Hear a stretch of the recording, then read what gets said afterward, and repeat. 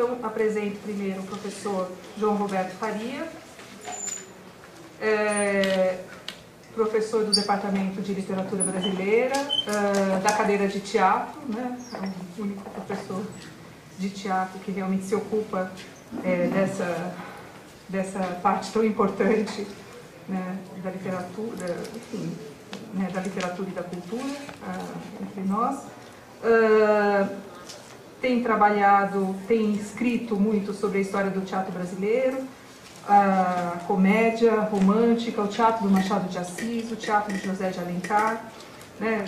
Entre as suas linhas de pesquisa estão as formas da comédia e do teatro brasileiro do século XIX, Machado de Assis e o teatro, as ideias teatrais no Brasil do século XX. Entre seus livros, né, um recentemente publicado, o segundo volume, História do Teatro Brasileiro, né, volumes 1 e 2, pela editora Perspectiva e a LUSP, e organizou várias antologias de teatro, né, de vários autores do século XIX. Bom, então é isso. Obrigado. Eu quero agradecer à comissão organizadora, não é? Os professores que me convidaram para falar sobre esse tema tão importante, que é assim, o que aconteceu com o teatro brasileiro nos anos que sucederam o golpe militar de 64. Não é? A professora apontou que eu tenho trabalhado com ideias teatrais. De fato, é uma linha de pesquisa que me atrai bastante, e eu pretendo falar um pouco aqui sobre a luta das ideias teatrais entre 64 e 68. Não é? Vou também dar algumas informações a respeito da censura, não é? Que impediu muitos espetáculos de serem apresentados. E a ideia é apresentar um panorama o mais abrangente possível, não é, do que aconteceu após o golpe de 64. Eu vou lançar mão de muitos textos que foram publicados na época em revistas, em programas de peças teatrais que foram encenadas, enfim, uma documentação que praticamente fala por si. Não é? Então eu vou meio que costurar, não é, assim, a minha fala a partir dessa documentação, uma vez que, lançando mão desses textos, acredito que vai ficar mais claro para vocês aquilo que aconteceu. Espero que esse relato, então, possa interessar aí uma boa parte para estudar mais do teatro brasileiro, né, que é um pobre enjeitado dos estudos culturais, como já dizia Oswald de Andrade nos anos 30. Não é? Então, o que nós podemos dizer logo de cara? Não é? Quer dizer, o golpe militar de 64 pôs fim a um tipo de teatro que se fazia no Brasil no final dos anos 50 e início dos anos 60. Que tipo de teatro político que se fazia no Brasil nessa época? Por um lado, nós tínhamos o Teatro de Arena, aqui em São Paulo, né, que desde 1958, com a peça Eles Não Usam Black Tie, vinha, digamos, apresentando peças em que se discutia fundamentalmente os malefícios, digamos assim, do capitalismo na estrutura social e econômica brasileira. O Guarnieri escreveu peças sobre greve de operários, digamos assim, foi proibido a partir de 64, assim como o teatro que era feito pelo Centro Popular de Cultura da UNE, não só no Rio de Janeiro, mas em várias capitais, né, porque havia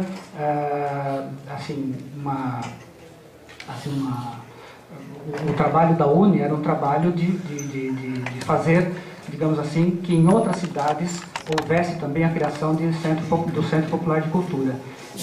E as peças apresentadas pelo Centro Popular de Cultura eram peças de agitação e propaganda, peças de esquerda, evidentemente, que também tratavam do capitalismo, do imperialismo americano, da questão do petróleo, né? Quer dizer, peças curtas em geral que podiam ser encenadas em cima de caminhões, nas portas das fábricas, nas praças públicas, né? Quer dizer, um teatro que se colocava um papel transformador, quer dizer, um papel de esclarecedor, digamos assim, das massas populares.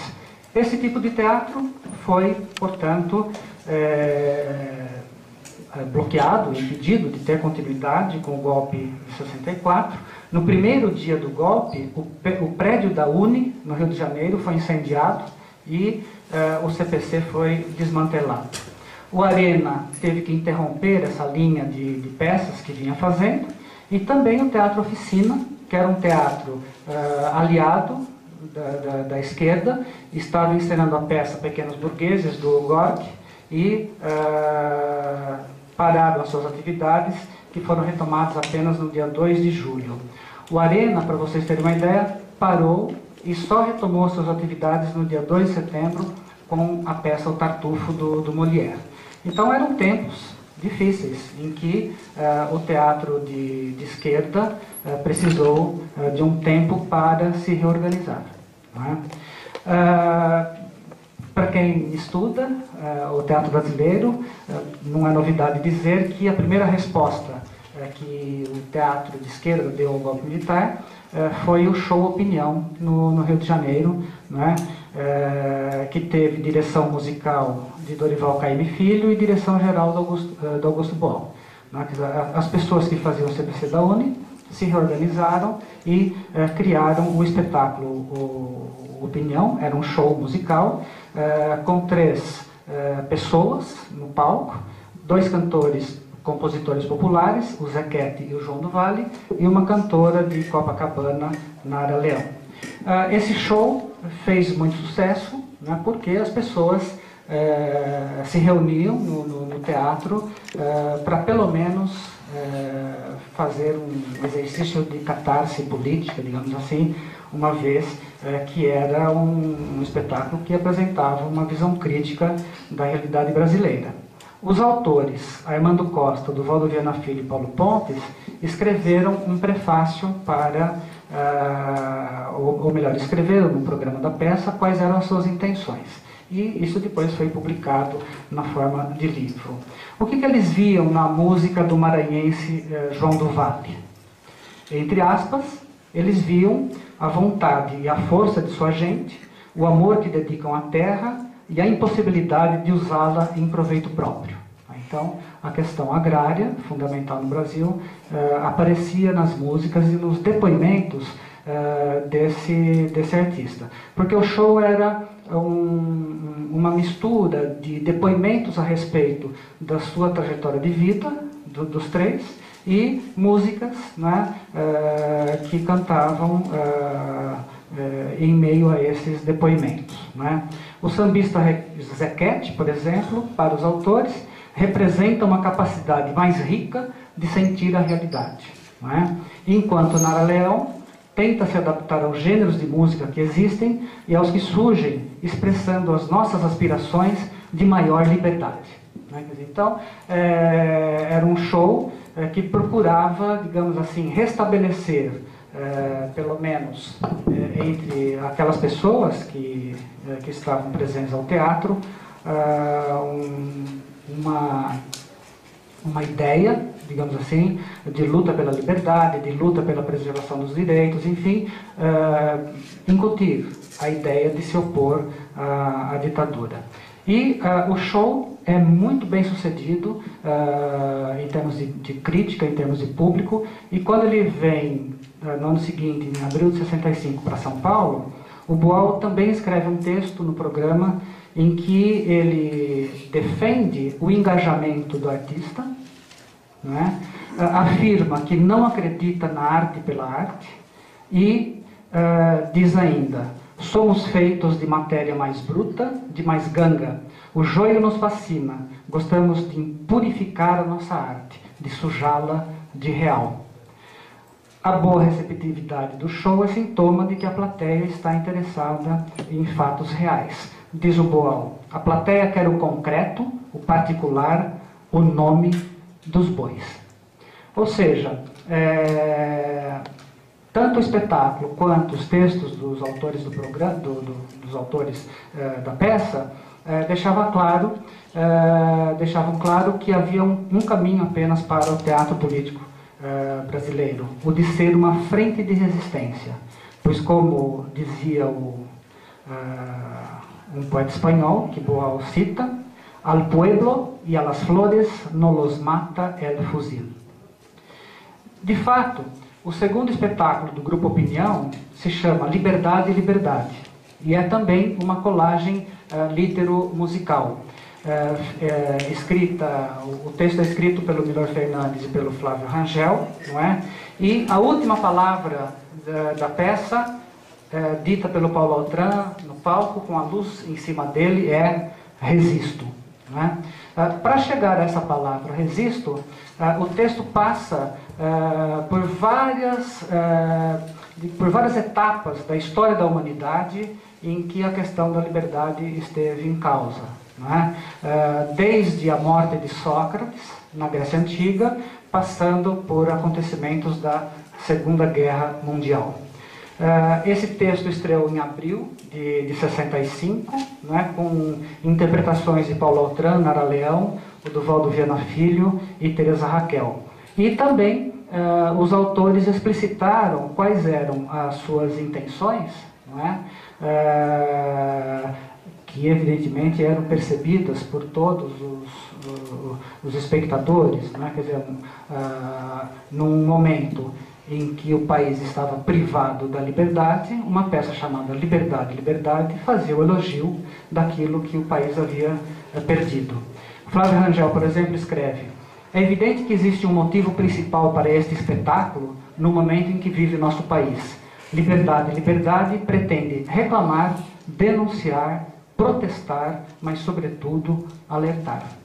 E Milor escreve que ele e Flávio buscaram fazer um espetáculo que servisse à hora presente, dominada no Brasil por uma mentalidade que, quais sejam as suas qualidades ou boas intenções, é nitidamente borocochô. Não é? Quer dizer, evidentemente o texto do Milor na apresentação é mais bem humorado que o texto do Flávio Rangel. Né? Então vejam, enquanto no Rio de Janeiro aqueles artistas de esquerda que estavam no CPC da UNE se reaglutinam em torno do Teatro Opinião, no Arena, Boal, Guarnieri e os seus companheiros também, nesta altura, chegam a uma nova forma dramática, não é? E apresentam um espetáculo que se alinha ao teatro de resistência, intitulado Arena contra Zumbi. Esse espetáculo estreia em maio de 65, com texto de Boal e Guarnieri e música de Edu Lobo. Evidentemente, a peça, ao contar a luta do Quilombo de Palmares pela liberdade, estabelece relações com a situação vivida pelo país. Né? Quer dizer, e essas relações eram bastante claras, né? Os autores faziam, por exemplo, paródias de discursos dos políticos, introduziam essas paródias dentro do texto, né? E a novidade formal estava no fato de um uso radical do distanciamento brechtiano. Nenhum ator se identificava com nenhum personagem, os atores faziam vários papéis e a história era mais narrada do que, digamos assim, vivida pelos personagens. Então a técnica brechtiana, bastante adequada para, digamos assim, o teatro político, foi utilizada com muita felicidade pelos autores. Não é? A peça usava de recursos que facilitavam a compreensão da mensagem, digamos assim, e acabou recebendo muitas críticas, inclusive da esquerda. Né? No texto Cultura e Política, do Roberto Weiss, por exemplo, ele faz essa crítica a essa facilitação da mensagem. O Boal se defende das críticas todas, defende o maniqueísmo, defende que esse tipo de teatro tem uma raiz popular, esse tipo de simplificação, de estilização, não é? E aposta, digamos assim, na eficácia política de uma peça feita dessa maneira. E de fato, digamos que tanto ele quanto a esquerda, digamos assim, tinham razão, né? A peça tem essas facilitações, mas ela fez um sucesso extraordinário, atingiu um público muito grande porque a comunicabilidade, a música, o próprio espetáculo, não é, eram atrativos realmente muito fortes. Não é?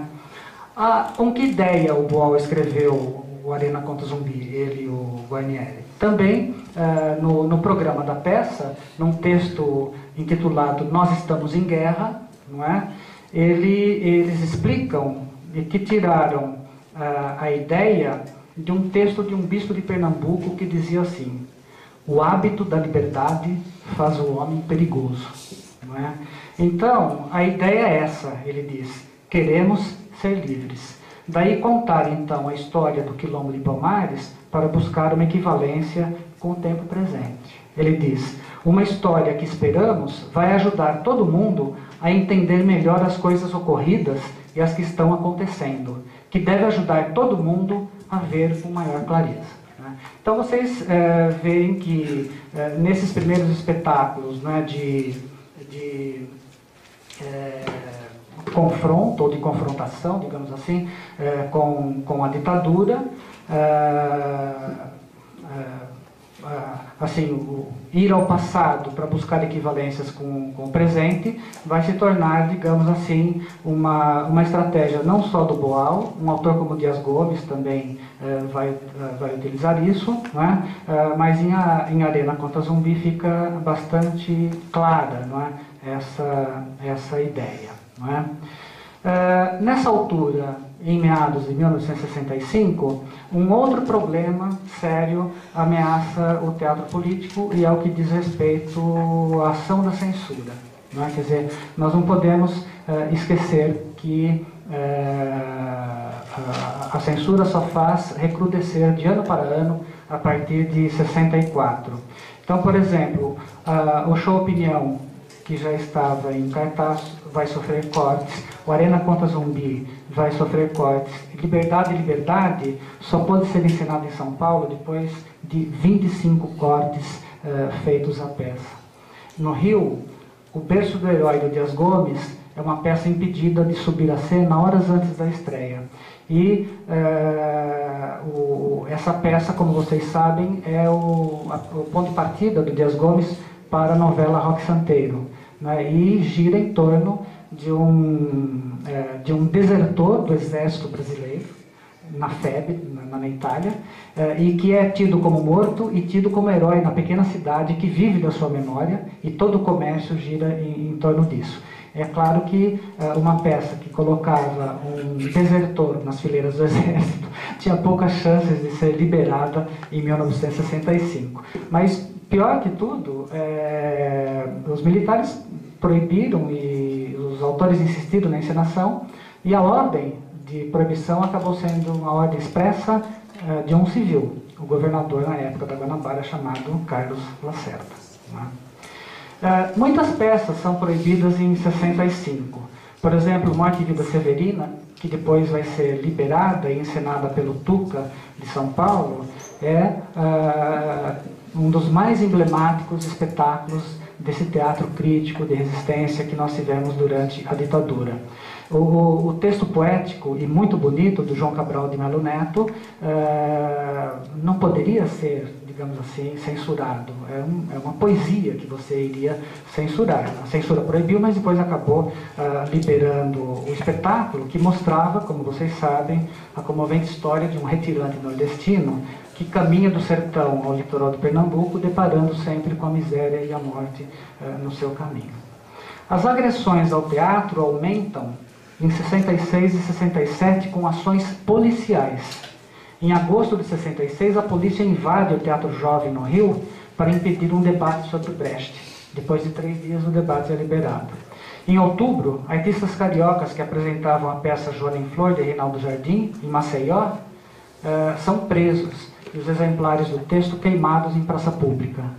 A censura manda tirar a Carta Testamento de Getúlio da montagem da peça O Homem do Princípio ao Fim, de Miller Fernandes. Em julho de 67, a polícia cerca o Teatro Opinião no Rio para impedir a encenação de Navalha na Carne, do Plínio Marcos. são apenas alguns dos casos, né, que eu poderia ainda relatar a vocês, mas esse registro está no livro O Palco Amordaçado, de Jan Michalski, né, então fica essa referência para vocês. No meio dessas dificuldades todas, o Arena e o Opinião continuam o seu trabalho, né? Quer dizer, o Opinião vai encenar em 66 uma peça intitulada Se Correr o Bicho Pega, Se Ficar o Bicho Come, do Oduvaldo Viana Filho e Ferreira Goulart. A ação dramática é situada no Nordeste, envolvendo o eterno conflito entre proprietários rurais e trabalhadores sem terra. E apesar da seriedade do tema, os autores optaram pelo registro cômico da farsa rasgada, porém lançando mão de versos metrificados e rimados à maneira da literatura de cordel. Os recursos épicos evitam a empatia entre palco e plateia e provocam o necessário distanciamento para que a visão crítica da realidade nordestina possa ser apreendida na estrutura alegórica da peça, que é uma reflexão sobre o impasse político vivido pelo país. O bicho é o governo militar que encurrala a todos. Na apresentação da peça, os autores explicam as razões políticas, artísticas e ideológicas que os motivaram. Em primeiro lugar, deixam claro que escreveram sob a pressão de circunstâncias políticas e que procuraram, entre aspas, dar uma resposta política à situação em que vivemos. Que considerações eles fazem sobre a situação em que vivemos? Eles consideram que o governo desconfia do povo, que o governo não acredita na sua capacidade de discernimento político. E a peça é uma resposta a isso.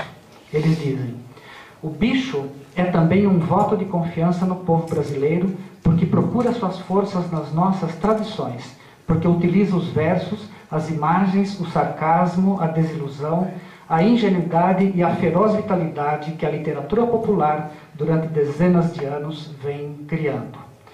Para os autores, o estilo da peça não poderia ser realista, porque a literatura popular sempre foi, entre aspas, uma manifestação de encantamento e de invenção. E agora eles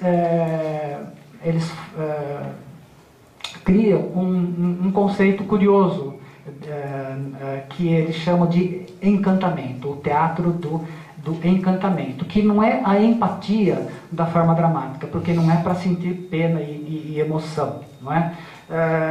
Eles opõem o conceito de encantamento ao conceito de distanciamento do Brecht, porque é uma espécie, digamos assim, de meio termo. Eles dizem que não se pode confundir com empatia, porque não se opõe frontalmente ao conceito de distanciamento. É um outro caminho para fazer com que a literatura seja fonte do conhecimento do real. Com encantamento queremos dizer uma ação mais funda da sensibilidade do espectador, que tem diante de si uma criação, uma invenção que entra em choque com os dados sensíveis que ele tem da realidade, mas que ao mesmo tempo lhe exprime intensamente essa realidade, né? Então é um momento em que os artistas de esquerda no Brasil estão às voltas com não apenas a preocupação do conteúdo, não é? de fazer a crítica da ditadura, mas estão às voltas também com novas formalizações estéticas, não é? Quer dizer, novas maneiras de apresentar esse conteúdo, né? Como, lembrando a famosa frase, não há conteúdo revolucionário sem forma revolucionária, não é? Como o teatro não pode fazer uma crítica direta à ditadura, não é? Quer dizer, é preciso encontrar meios para isso. Então essa volta ao passado, por exemplo, para buscar equivalência com o presente, é feita também pelo Dias Gomes, que apresenta a peça O Santo Inquérito, no Rio de Janeiro, em 66. É uma peça sobre a Inquisição. Como que a censura vai proibir uma peça sobre a Inquisição? No entanto, essa peça que se passa no século XVIII estabelece uma equivalência entre a perseguição religiosa no passado e a perseguição política no presente. Né? Quer dizer, embora não se diga uma palavra sobre o Brasil do presente, os espectadores conseguiam, digamos, traduzir a metáfora, né, que estava dentro dessa peça. Então, para vocês terem uma ideia de uma frase da personagem Branca Dias, já no desfecho, né, essa personagem que é perseguida e morta pela Inquisição, o acusador dela, que é o visitador do Santo Ofício, diz assim, que ela, Branca Dias, declara-se ainda inocente porque quer impor-nos a sua heresia como todos os da sua raça, como todos os que pretendem enfraquecer a religião e a sociedade cristãs pela subversão e pela anarquia. Isso podia estar em qualquer discurso de um general militar em 1966, né? Mas estava na boca do visitador do Santo Ofício. O Dias Gomes, como vários desses intelectuais e dramaturgos que eu estou mencionando aqui, era membro do Partido Comunista, não é? E ele também estabelece no prefácio à peça um paralelo entre a Inquisição e os comitês de atividades anti-americanas criados pelo senador McCarthy nos anos 50. E pergunta, até quando as fogueiras reais ou simplesmente morais, estas não menos cruéis, serão usadas para eliminar aqueles que teimam em fazer uso da liberdade de pensamento? Né? Na mesma linha de voltar-se para o passado a fim de buscar equivalências com o presente, o Teatro de Arena encena em abril de 67 a peça Arena contra Tiradentes. Mais uma vez, então, os autores vão ao passado e agora tentam fazer um trabalho, digamos, menos esquemático do que a peça anterior. O Boal diz que a equivalência com o presente está no fato de abordar uma revolução que tinha todas as condições objetivas para dar certo e que fracassou. Então ele estabelece um paralelo entre o fracasso da Inconfidência Mineira e o fracasso da esquerda antes de 64. Então é uma peça assim que, digamos assim, é mais bem elaborada, que Arena contra Zumbi, e digamos que as suas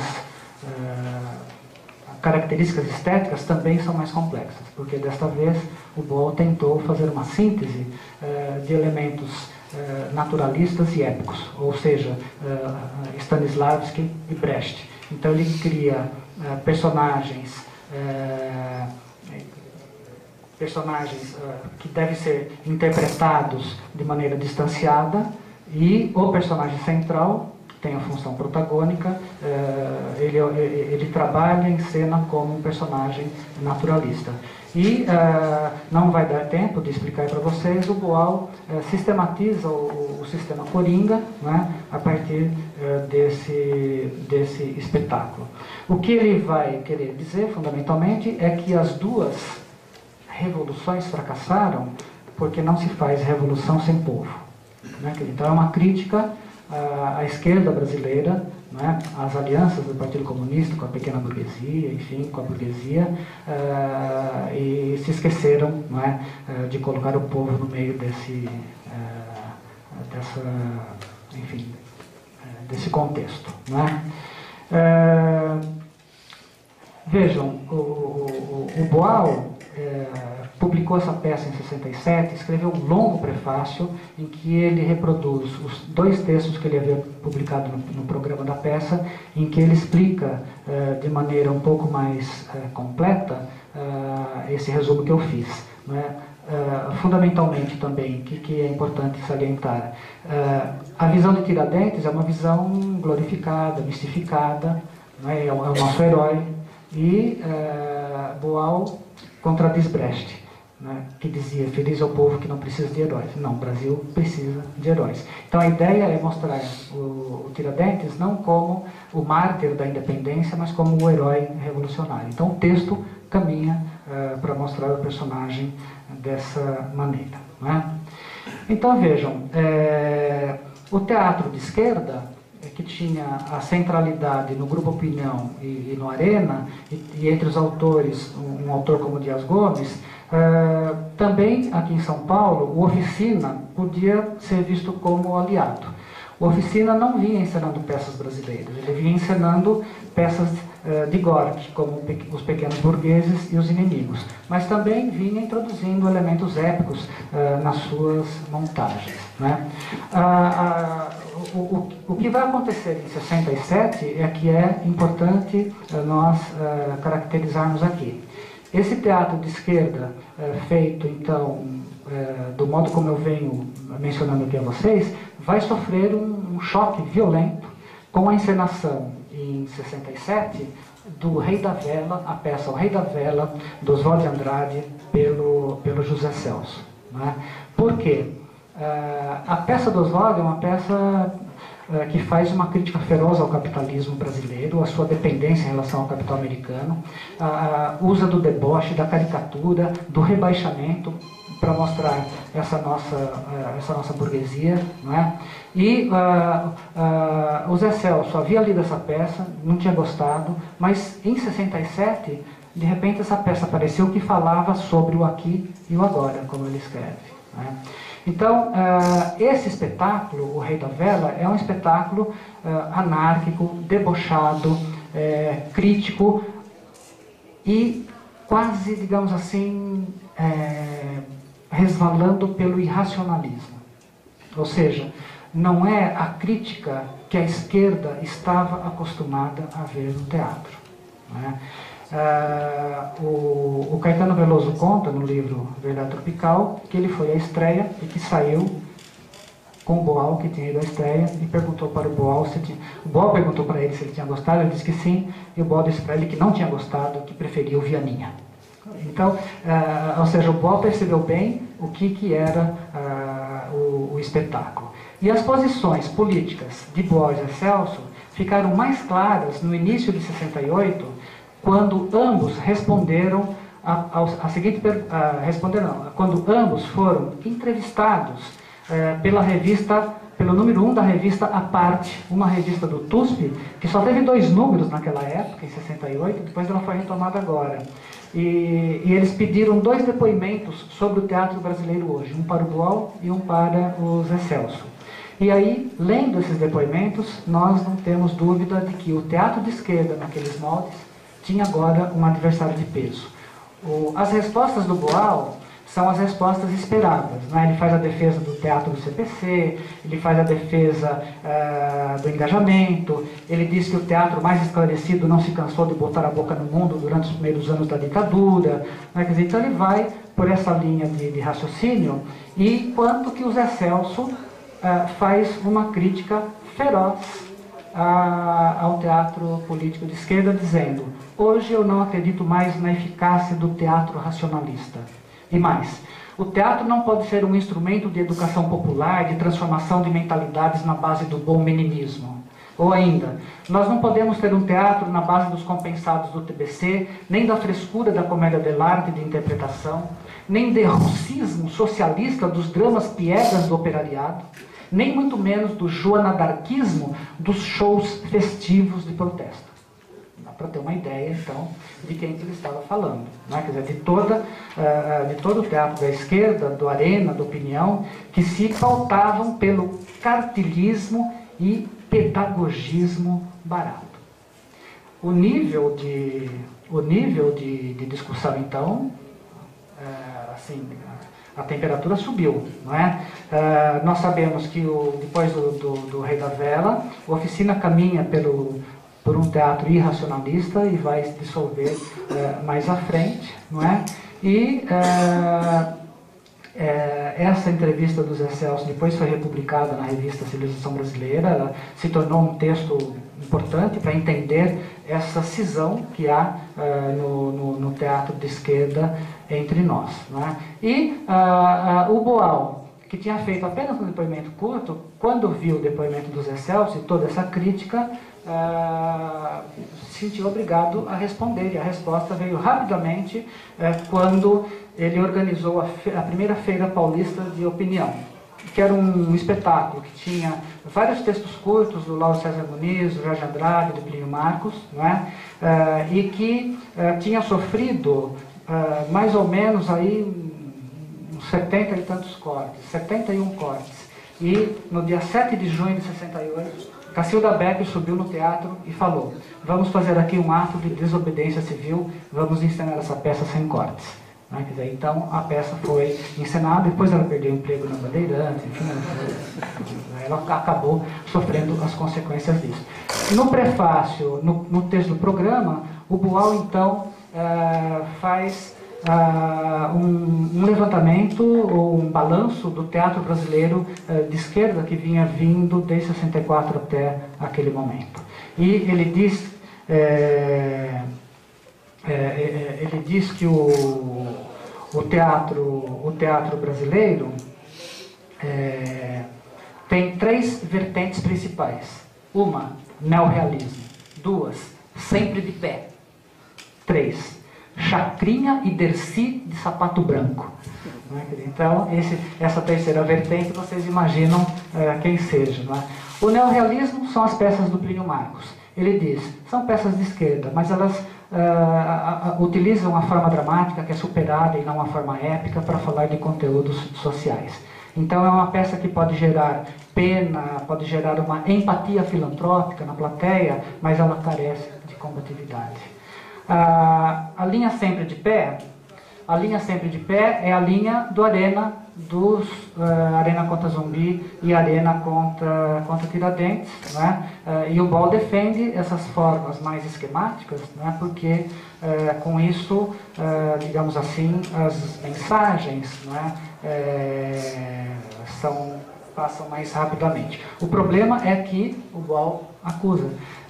Fazemos esse teatro num teatro de 180 lugares. Seria bom fazer isso para o povo, como o CPC fazia, mas não era possível, sob a ditadura, retomar as experiências do CPC. E a terceira linha do teatro brasileiro, Chacrinha e Dercy de sapato branco, é a linha do teatro oficina, que Boal diz, politicamente é uma tendência que, tendo sua origem na esquerda, mais se aproxima da direita. Ele cita trechos da entrevista que o Zé Celso deu à revista A Parte e vai desmontando, digamos assim, todos os argumentos do Zé Celso e faz uma crítica dura ao tropicalismo, não é? Um teatro que quer épater les bourgeois, mas consegue apenas enchanter les bourgeois, não é? Um teatro no qual se vê uma avalanche inglesa misturada com a crueldade provinciana copiada de Grotowski e Living Theatre. Não é? Quer dizer, tudo isso que eu vim aqui dizendo a vocês dá uma ideia do nível de debate, né, que havia no teatro brasileiro. E o debate se intensifica em 68, quando a revista Civilização Brasileira publica um caderno especial dedicado ao teatro. São 17 textos, né, que fazem um balanço da situação teatral, e é claro que agora faltam 2, 3 minutos, eu não vou poder comentar aqui. O que eu posso dizer para concluir? Que entre 64 e 68, o teatro brasileiro enfrentou o desafio de ser criativo e crítico da realidade, apesar da opressão da direita e da censura. E o pior estava por vir. Em 13 de dezembro de 68, o governo militar decretou o AI-5. E aí, o que tinha sido possível fazer antes de 68 tornou-se impossível. E o teatro vai trilhar outros caminhos, né? Quer dizer, o teatro de esquerda vai ser sufocado, apenas alguns autores vão conseguir driblar a censura por meio da metáfora, e nessa altura o Brasil já está também se apropriando, digamos assim, dos valores culturais da contracultura. Né? Então as soluções individuais, a droga, o rock, o hippie, isso começa a fazer parte da nossa paisagem e vai dar num teatro que é um teatro, digamos assim, que vai ter a repulsa, o repúdio tanto da direita quanto da esquerda. Para a direita é o fim dos tempos, o sexo, a liberdade sexual, a droga e assim por diante, e para a esquerda é puro escapismo, né? É pura adesão ao consumo. Né? Quer dizer, então eu vou parar por aqui porque depois no debate a gente pode avançar um pouco até 79, mas o que eu queria mesmo dizer é o que eu apresentei. Obrigado.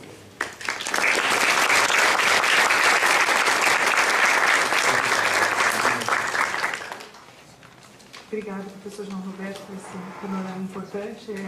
Agora eu passo a palavra à Maria Silvia, Maria Silvia Betti, professora do Departamento de Letras Modernas, aqui da Letras. Tem trabalhado, acho que com 2 linhas de pesquisa, basicamente paralelas, né, no teatro norte-americano, dramaturgia comparada, e com o estudo analítico, essa linha de pesquisa mais recente, com o estudo analítico das formas pelas quais a dramaturgia brasileira empreende a representação das questões políticas e sociais, históricas, socio-históricas, considerando a estrutura dramatúrgica, as técnicas utilizadas e a relação entre forma e matéria representada. É co-organizadora do livro Patriotismo e Traidores, Anti-imperialismo e Escritos Políticos e Sociais, de Mark Twain, e também de um livro sobre Oduvaldo Viana Filho, chamado Oduvaldo Viana Filho, publicado pela EDUSP. Uma outra informação importante é que ela faz parte do Núcleo de Estudos Teatrais Décio de Almeida Prado, ligado ao Centro Angel Rama, né, e onde ela dá um curso, né, que está ainda em andamento, começado no primeiro semestre, sobre teatro e resistência, que já está no módulo 3. O título da exposição dela hoje, né, ela vai falar de um auto do CPC da UNE de 1962, auto dos 99%, que inclusive no contexto da greve, por sugestão dela, e numa aula que ela deu pública, né, num ciclo chamado A USP e Seus Mestres, a Companhia Antropofágica, a pedido dela, veio e montou essa peça, selecionando algumas partes, porque é uma peça com partes móveis, digamos assim, né? Então, ela vai falar dessa peça, Alto dos 99%, onde se vê como a universidade capricha no subdesenvolvimento, né? O título da peça, e ela vai falar também sobre O Moço em Estado de Sítio, do Vianinha, de 65, né? Então, marcas do golpe de 64 nos rumos do teatro. Obrigada, Priscila. Agradeço o convite seu, do professor Roncari e do professor Massi, para participar desse evento e falar sobre as marcas do golpe no campo do teatro.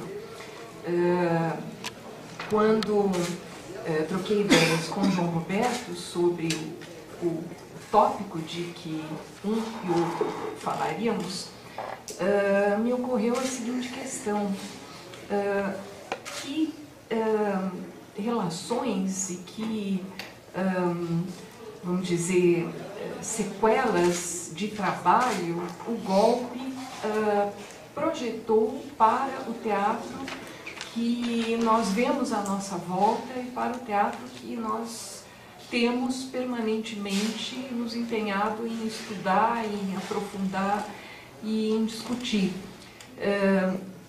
Elas são imensas e profundas. O golpe deixou marcas em todas as áreas da cultura, do pensamento, da vida política, social, cultural do país, como este evento tem colocado em pauta. Mas me ocorreu que, no que diz respeito ao teatro, se for possível empreender uma síntese, fazer um recorte, essas duas peças que eu propus, que são completamente diferentes entre si, colocam questões que nos dizem muito respeito e que dizem respeito a todos os desafios que eu tenho visto permanentemente os grupos de teatro enfrentando no contexto em que a gente se encontra.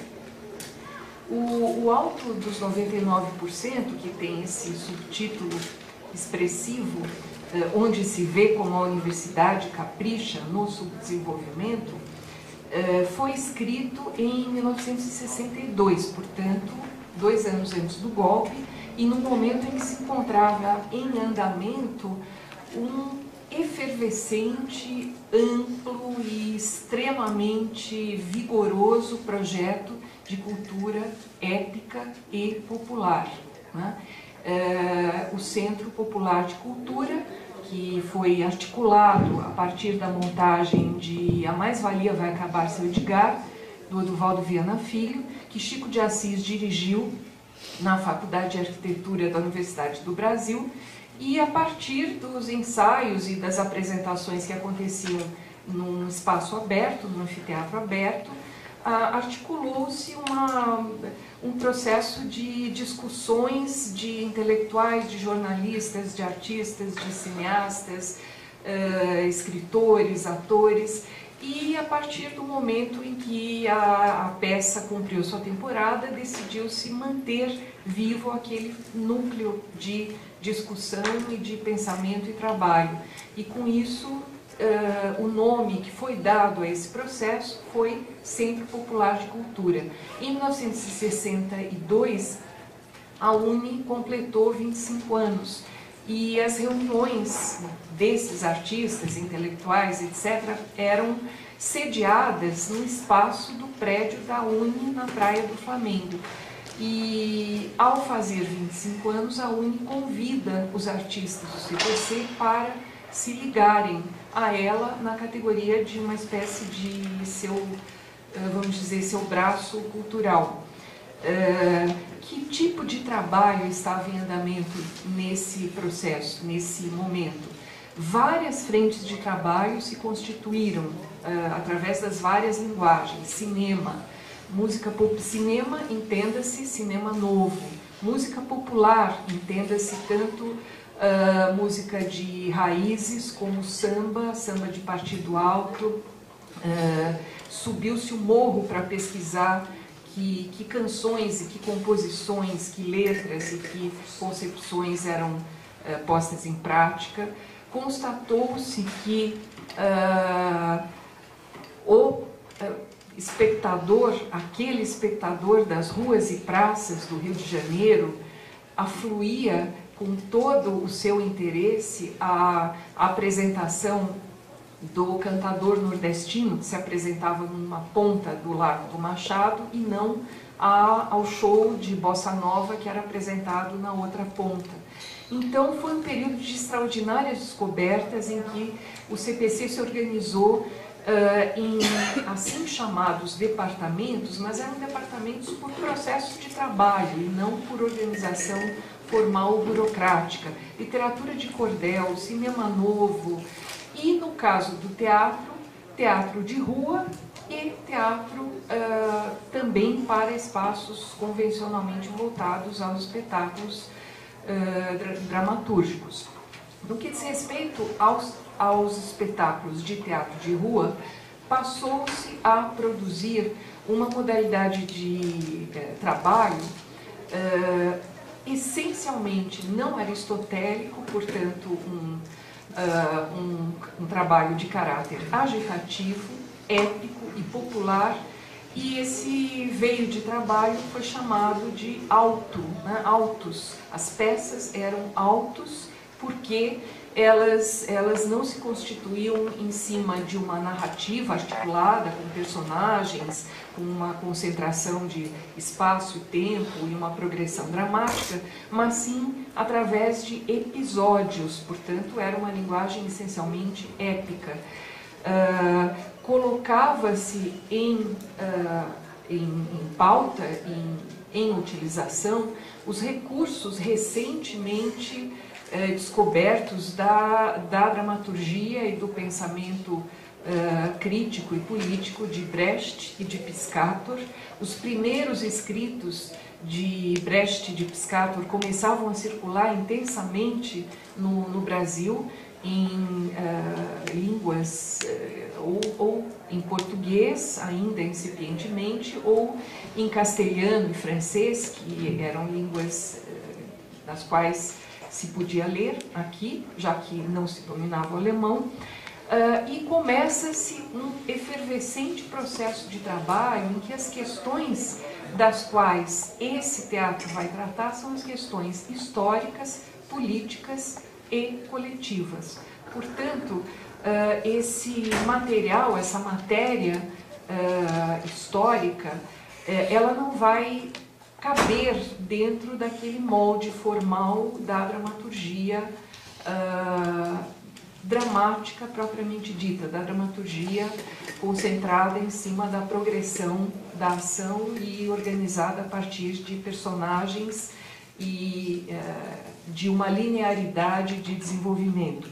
O Alto dos 99% foi escrito no contexto de uma grande discussão que estava eclodindo em todas as universidades, em todas as frentes de educação e de alguma forma de trabalho ligado ao ensino na época, que era a premência da reforma universitária. A universidade tinha se constituído de uma maneira absolutamente excludente. 99% da população brasileira encontravam-se fora do espaço em que as relações de trabalho, pensamento e ensino da universidade eram desenvolvidos. E era exatamente disso que o Alto dos 99 tratava. Tratava de que forma? Os autos eram peças de caráter agitativo, portanto, eram concebidas para serem apresentadas em espaços quaisquer, ruas, praças, anfiteatros, portas de fábrica, etc. Eles faziam uso de todos os recursos de condensação satírica e de comicidade, com o efeito de produzir um distanciamento crítico, e ao mesmo tempo colocavam em prática expedientes de discussão das mais importantes questões da pauta política e econômica do país nesse momento. Quer dizer, a pauta política e econômica do país nesse momento tinha tópicos como, por exemplo, a reforma agrária, a reforma da universidade, as ligas camponesas, as questões ligadas ao petróleo, ao imperialismo. Portanto, era uma matéria que nunca antes havia sido contemplada pelas formas de dramaturgia que haviam sido até então praticadas. O Alto dos 99% foi criado e apresentado dentro de praticamente todas as univolantes que foram promovidas. As univolantes foram excursões culturais que a UNE organizou por várias capitais do Brasil, com o intuito de deixar filhotes do CPC, núcleos de trabalho do Centro Popular de Cultura. Quer dizer, visava-se não a produção de resultados ou de produtos literais, culturais ou artísticos, mas de plantar as sementes de processos de trabalho. Uma das coisas que mais impressiona quando a gente toma para análise o Alto dos 99% e Moço em Estado de Sítio é o fato de que apenas 3 anos separam uma peça da outra. E, no entanto, a distância de condições históricas, políticas e contextuais é imensa. Moço em Estado de Sítio é uma peça que Vierning escreveu em 1965, num momento em que, como o João Roberto muito bem situou, havia se constituído o grupo Opinião. O Opinião foi constituído a partir do show, o show do mesmo nome, que foi apresentado em dezembro de 1964, inicialmente sem qualquer intenção de aglutinar ou de formar um novo coletivo, mas sim de responder àquela circunstância que havia impactado o Brasil. Quer dizer, o golpe de 64 abortou o mais importante, vigoroso, prolífico e amplo processo de cultura épica e popular que o país já tinha conhecido. Quando o golpe é decretado, em 1º de abril de 64, estava-se às vésperas da estreia de uma peça que o Vierning havia escrito para a inauguração do teatro, que seria o espaço teatral da UNE, no Rio de Janeiro. Essa peça foi Os Azeredos mais os Benevides, Era uma peça escrita em moldes épicos e ela tratava da difícil crítica do processo de aliança de classes e pontuava para os descaminhos que poderiam surgir daí. A peça não estreou por motivos óbvios.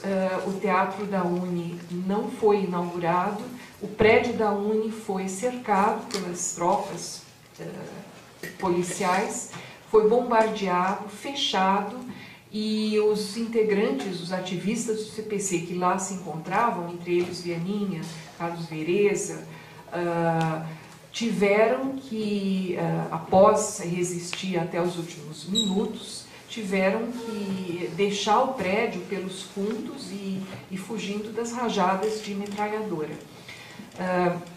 Isso se passou em 1º de abril, e entre abril e 13 de dezembro, que é a data de estreia do show Opinião, nenhuma forma de trabalho conseguiu se articular. Os egressos do CPC se dispersaram, vários deles perseguidos, impossibilitados de trabalhar, impossibilitados de escrever, desnorteados com as perspectivas da própria esquerda, flagrada diante da violência do golpe. E quando o show estreia, ele estreia com o intuito de articular uma resposta através da música popular e dos depoimentos de 3 integrantes que eram representativos de uma espécie de recorte de classes e de segmentos sociais e políticos do país.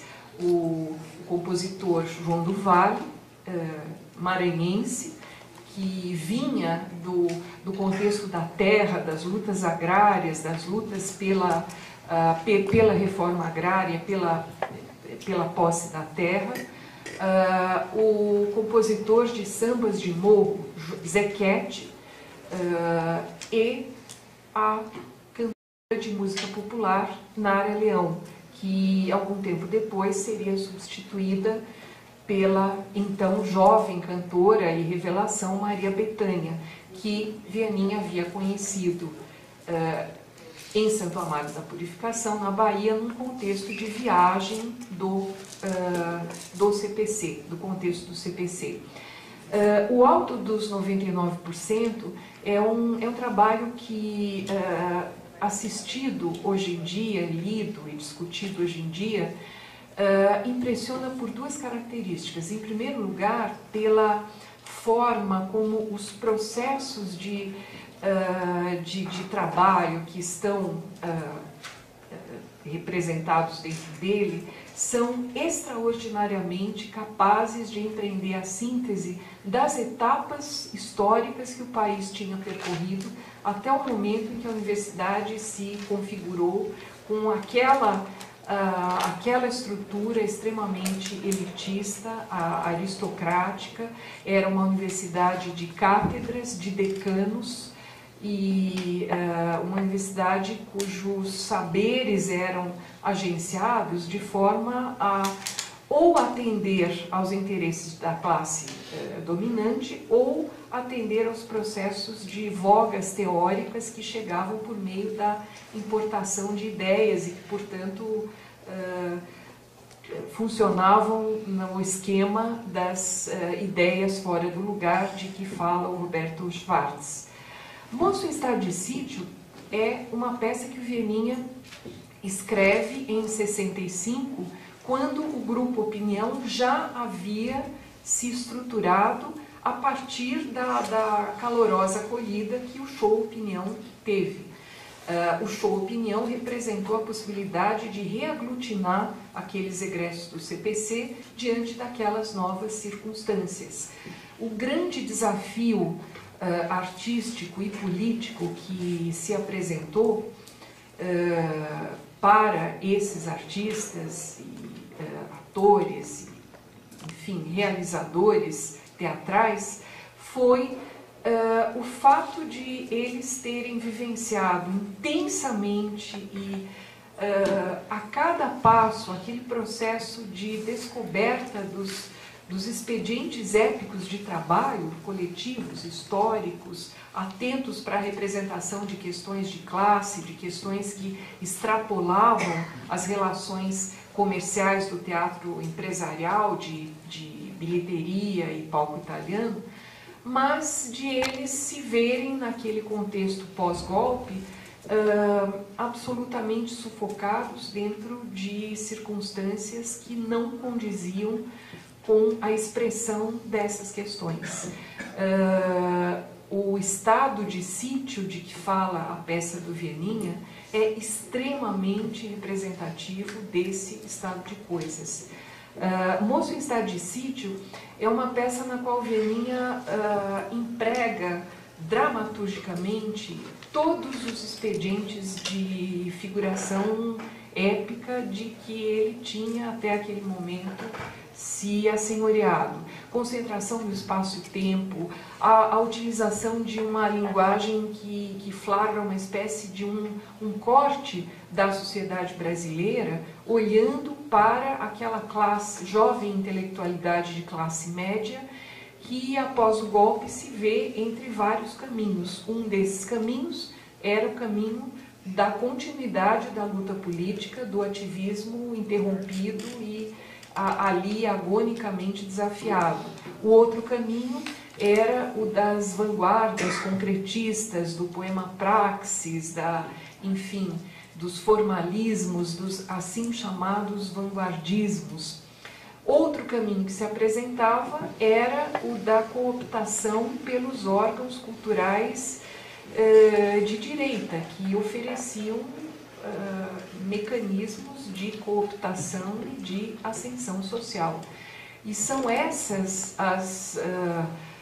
as escolhas com as quais o protagonista da peça, que é um rapaz chamado Lúcio Paulo, vai se defrontar.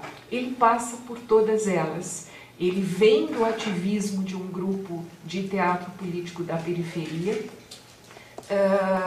ele radicaliza a discussão política interna desse grupo, ele disputa a liderança desse grupo com o diretor e, ao mesmo tempo que ele disputa a liderança, ele se vale de uma maneira absolutamente desprovida de caráter do afeto da Suzana, que era a atriz namorada do diretor. Ele se utiliza desse triângulo afetivo com a Suzana e, ao mesmo tempo, da calorosa acolhida e encorajamento do seu amigo Jean-Luc.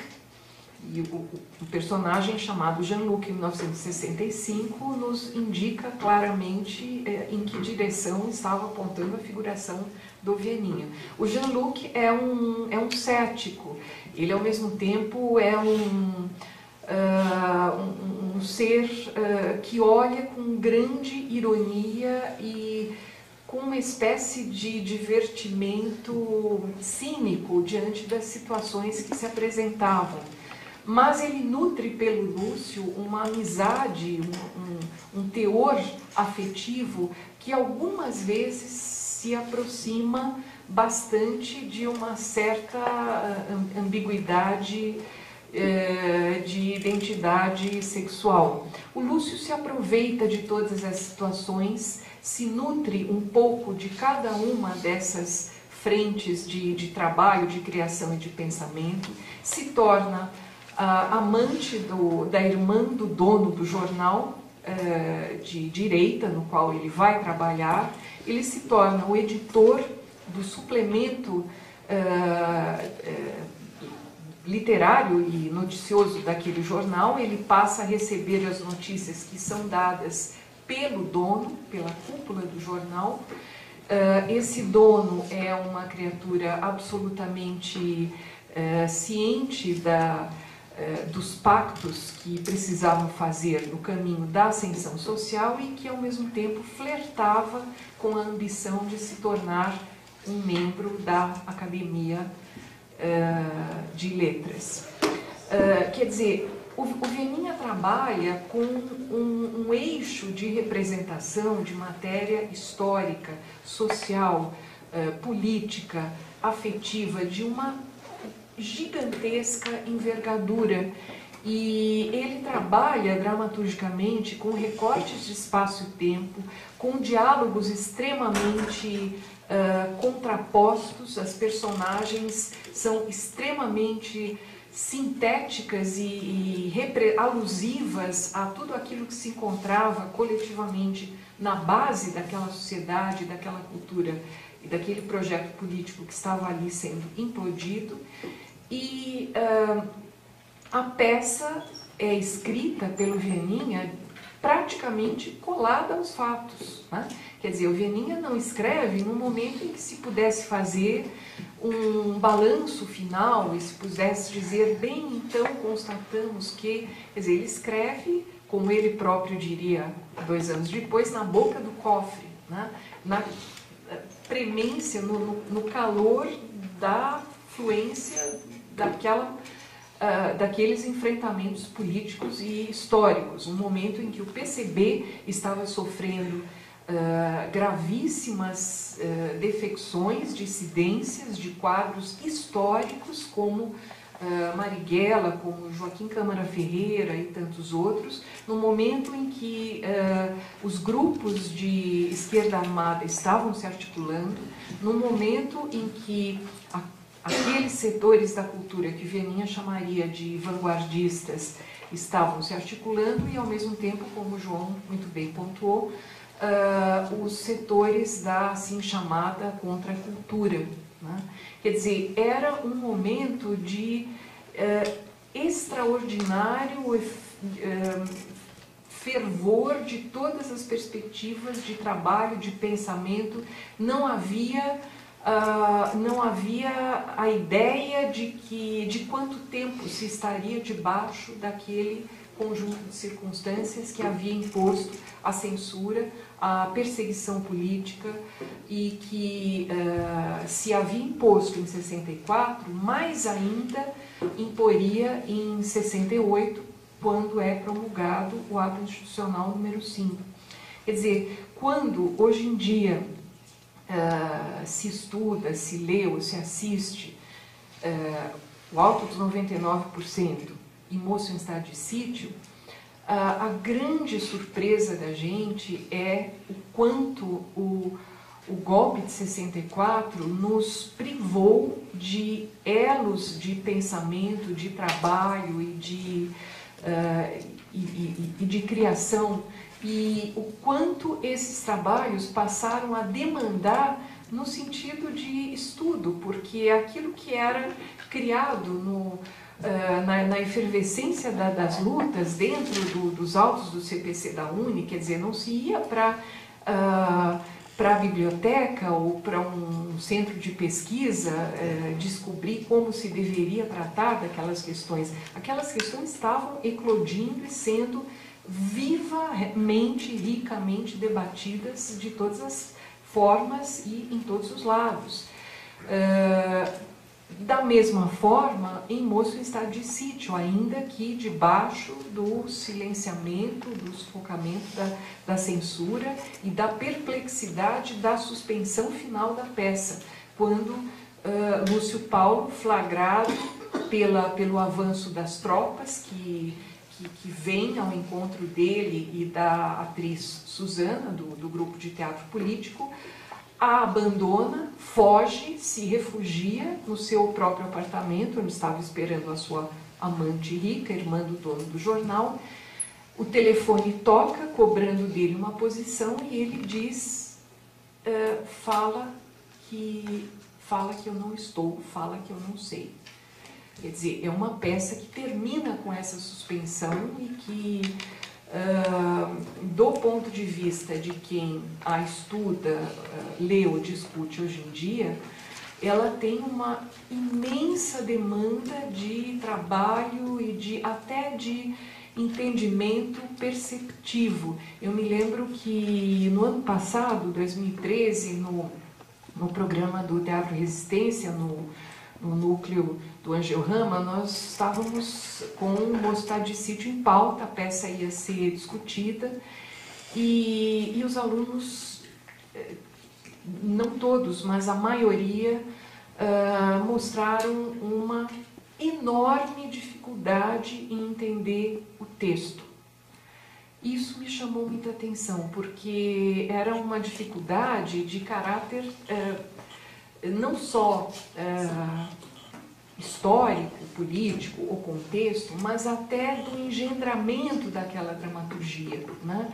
Mas aqui ele está falando com uma personagem e aqui ele já está no outro lugar, ele vira e ele está no outro lugar, mas então já tinha passado não sei quanto tempo, que isso acabou, na extensão a gente pode se dar a esse luxo, né? Tá bom, então vamos ler a peça, e a gente leu linha por linha, tanto da rubrica como dos diálogos do Moço em Estado de Sítio. Ficamos meia dúzia de aulas lendo o Moço em Estado de Sítio e discutindo. Quer dizer, eu acho que isso nos diz alguma coisa, né, sobre o que o golpe fez, as marcas que ficaram. E essas pessoas que estavam ali, que falaram, mas aqui não fica claro, não entendi direito, etc. Eram pessoas que vieram de processo de trabalho em que os expedientes do épico, sim, são conhecidos, as questões da forma do drama são, sim, conhecidas, mas elas são conhecidas pela sua faceta teórica e não do ponto de vista do chão histórico das lutas. Quer dizer, no momento em que elas surgiram e foram materializadas, no trabalho do Viana, no trabalho, enfim, de todos esses artistas, elas não foram trazidas à tona pela lucidez formal ou perceptiva daqueles artistas, mas sim porque eles estavam dentro de um processo político que demandava isso, né? Bem diferente da nossa situação hoje. Então, acho que esse é o grande desafio que a gente tem, e eu acho que, bom, eu não vou ter tempo de falar, mas eu só queria relatar brevemente a experiência de ter posto o Alto dos 99 duas vezes dentro das atividades de greve. A primeira, quando eu fui convidada para apresentar uma aula pública sobre o professor Décio de Almeida Prado, e eu queria muito falar sobre o professor Décio de Almeida Prado, mas ao mesmo tempo pensei, nada disso que a gente estuda no núcleo de estudos Décio de Almeida Prado teria surgido se não fosse o trabalho dele de pesquisa, que surgiu das aulas que ele deu, né? E não do produtivismo CAPES, Qualis, ou seja lá o nome tenha, né? Quer dizer, foram trabalhos que surgiram da sala de aula, daquele dia a dia e de uma sala de aula que era lá nos barracões, aqueles barracões precários, em que a aula parava quando começava a chover muito forte, porque não se conseguia ouvir o que o professor falava, e depois nas colmeias, que eram aquele aglomerado de blocos de concreto, sextavados, etc. E quando a Companhia Antropofágica veio e apresentou o auto, da primeira vez o auto foi apresentado na íntegra, era o auto de 62. E a gente levou um susto, porque aquela universidade não é mais a universidade nossa, né? Aquela universidade é a universidade... A Priscila usou um termo que acho que descende um pouco daquela universidade, que é cadeira de teatro. Era a universidade dos catedráticos, né? Né? A gente tinha as cadeiras, os decanos, e era uma estrutura absolutamente empoderada por esse caminho, né? Não menos complicada é a universidade à nossa volta, que não é a universidade dos catedráticos, mas é a universidade do capitalismo acadêmico, da fabricação de papers, da multiplicação dos indexadores, etc, etc. E aí eu falei longamente com o diretor da Antropofágica, Tiago Vasconcelos, e incumbi o Tiago de atualizar o Alto com a nossa sufocante pauta. E ele, e o Thiago foi aluno nosso de letras, né? Quer dizer, não era um mundo desconhecido. E ele achou muito difícil. E o Alto acabou sendo atualizado por um outro rapaz, o pesquisador Eduardo Campos Lima, que fez atualizações tópicas, e isso me deu um pouco a ideia de uma outra faceta das marcas de 64, porque não é nem um pouco fácil fazer o que o Alto fez e que a gente hoje assiste e acha engraçadíssimo, né? Aquelas cenas hilárias do descobrimento do Brasil, com o Cabral e o Caminha falando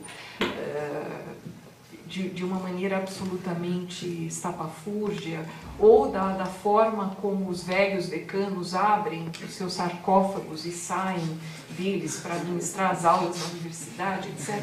Quer dizer, não é nem um pouco fácil, assim como também não foi fácil quando, em 1997, o Grupo Tapa estudou nas suas oficinas internas O Moço em Estado de Sítio, e enquanto estava aquecendo as baterias para estrear, o Grupo Tapa foi participar de um festival de secundaristas lá no Teatro Paulo Airó. E tinha estudantes de segundo grau, etc., e os atores saíram arrasados, porque os meninos que lá estavam falavam: não, o personagem está mais do que certo, ele tinha mesmo que ir à luta, senão como é que ele ia se dar bem, como é que ele ia ficar estagnado? Quer dizer, defendeu-se aquela trajetória daquele moço em estado de sítio com aquela sua ambiguidade característica que era posta em foco crítico pelo Viana. Quer dizer, eu acho que são trabalhos que colocam, já me estendi, mas que dão um pouco ideia para a gente de tudo o que acontece em termos das marcas do golpe, né? E que não nos iludamos que elas estão lá atrás e que hoje em dia lidamos com elas como uma pauta de questões históricas, efemérides, etc. Elas estão bem vivas à nossa volta, se atualizando, se reciclando, ganhando novas facetas e demandando processos de estudo, pensamento dentro do teatro, dentro da pesquisa, e acho que principalmente através do diálogo crítico e do pensamento, ou seja, fazendo isso que a gente está tentando fazer e aprendendo sempre com o que eles fizeram.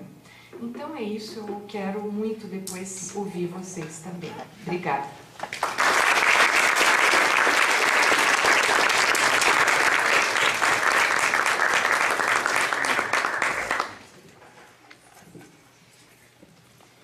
Professora Maria Silvia. Bom, eu teria perguntas para fazer, mas antes, talvez a gente pudesse ver se a plateia já não tem alguma pergunta. Alguém gostaria de... Tem. É o seguinte, primeiro, obrigada, né, por vocês estarem aqui no período de greve e com a universidade bastante vazia, o que é uma coisa inusitada, né, sem movimento nenhum, cultural principalmente, e me chama um pouco a atenção as análises, né, do ponto de vista de vocês, quando falam de teatro, e a gente sabe que a cultura, né, que veio, né, com esse teatro de arena, o teatro opinião e os CPCs, elas estiveram até, né, boa parte da década de 60, permeadas sim pela visão, principalmente do Partido Comunista Brasileiro, porque tomavam conta, né, do que se produzia em termos de arte, né, no Brasil. Tanto tinha a questão do cinema e também do teatro. Agora, o que me chamou a atenção é que a análise sempre para um pouco neste ponto de vista e não vai um pouquinho além, porque além do PCdoB, das visões onde se tratava a arte como realismo socialista, ela foi um pouquinho além. Né? A peça Roda Viva, eu acho que foi um marco, que é impossível a gente falar de teatro e não citá-la. Né? Porque ela foi encenada em 1968, ela não fazia parte, ela foi dirigida também pelo Zé Celso Martínez Correia. Eu acho que junto com o Rei da Vela, né, ela se torna um marco com essa ruptura, com essa visão, né, stalinista, vamos dizer assim, de arte e um pouco professoral, né? E ela coloca questões e ela sofre, nas apresentações que ela teve, uma agressão do CCC em loco, né? Foram 100 na primeira, se não me engano, 100 pessoas do CCC que invadem a peça em julho de 68 e depois de uma segunda apresentação, a mesma coisa.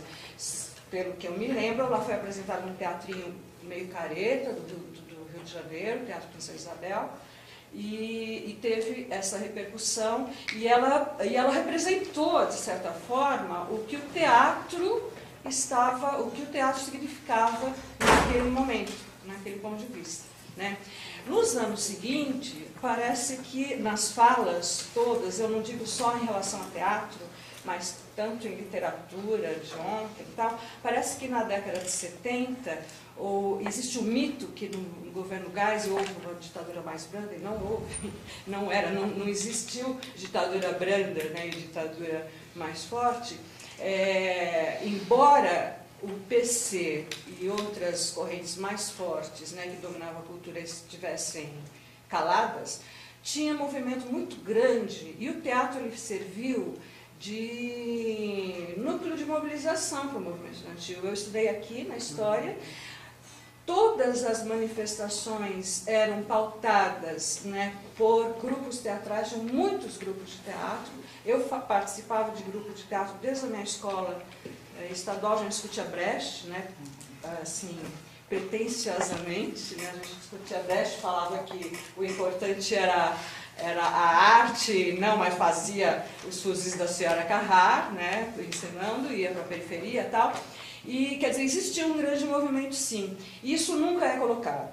O que eu quero dizer, assim, é que existe uma visão de arte que foi colocada lá atrás, entendeu? E que ela continua nas críticas, nas visões, quando a gente resgata a história. Né? E o teatro, ele perde um pouco de importância nesse contexto universitário, exatamente quando a indústria da cultura, que aliás é o tema da Roda Viva, né? Que é quando a indústria da cultura realmente é implantada, né? Tem todo um projeto da ditadura, né, em relação à televisão e tal, aí o pessoal vai, né, principalmente o pessoal do PC, tem muita gente do PC que vai para a televisão, Dias Gomes, né, tal, tem, e a gente não vê, hoje é impressionante, a USP não tem grupo de teatro. Né? Antigamente tinha na ECA, tinha na EAD, tinha aqui na História, o DCE, medicina, tinha o primeiro ano do DCE, que foi em 76, quando a gente reconstruiu o DCE, tinha um grupo de teatro do DCE que era o aglutinador, a gente dormia aqui, eu dormia aqui nesse teatro, para poder, porque as urnas foram roubadas e tal, né? Então, quer dizer, a visão que se tem esquece que outras forças que não Partidão, que não PCdoB, elas atuaram depois disso, até a década de 80, né? Então, eu acho que Roda Viva ela não pode ser nunca esquecida, eu acho. Foi um marco mesmo. Vocês preferem recolher perguntas e começar a responder ou vai respondendo? Porque tá. Assim já ninguém esquece o que ela perguntou.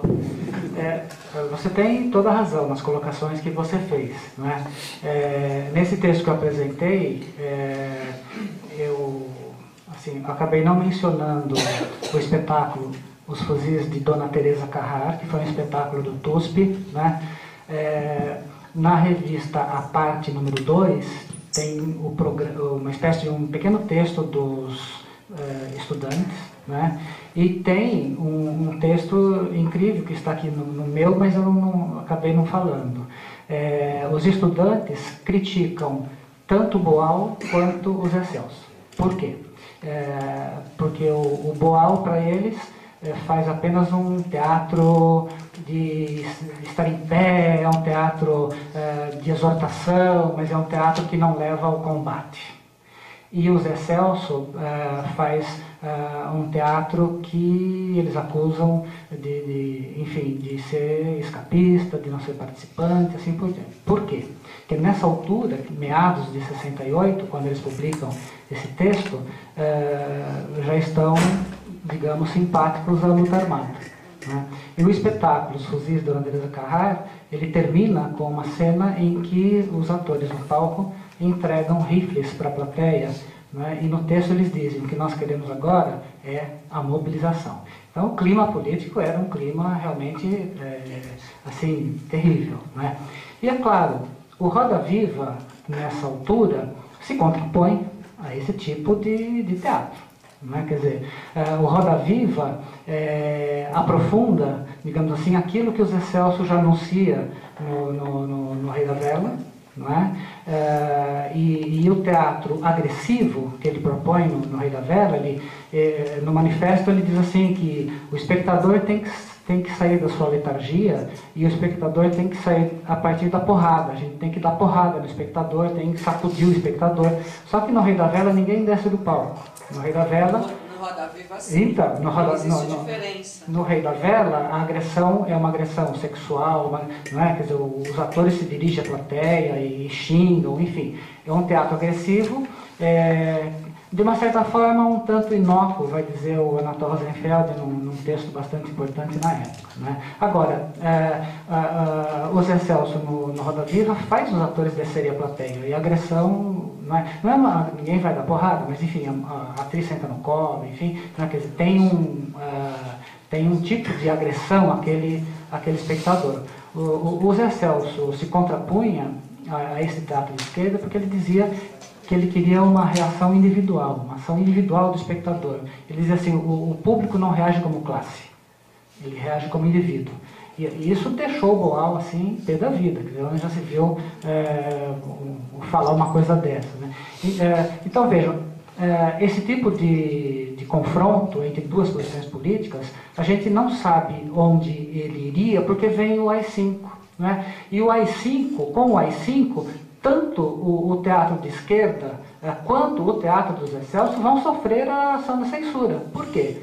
Porque o teatro do Zé Celso começa a incorporar o que seria, digamos assim, uma revolução dos costumes, novos valores, não é? de viver em comunidade, de usar drogas, de ter a liberdade sexual, quer dizer, e quando esses assuntos passam para as peças e para os espetáculos, aí, evidentemente, isso vai sofrer uma ação bastante violenta da censura. Agora, o que acontece sob o governo Médici é que o teatro político que vinha sendo feito praticamente desaparece. Não fosse o Guarnieri conseguir utilizar a metáfora para falar da ditadura nas peças O Botequim e Um Grito Parado no Ar, praticamente esse teatro estaria fora do palco.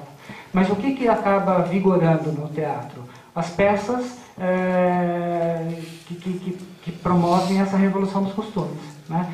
Uma peça do José Vicente chamada Hoje é Dia de Rock, de 71, foi o maior sucesso do ano no Rio de Janeiro, um espetáculo litúrgico. Quer dizer, o Zé Vicente diz no prefácio: não quero mais teatro que mande mensagens, eu quero que o teatro seja um ritual de comunhão de corpos. Então começa uma nova forma.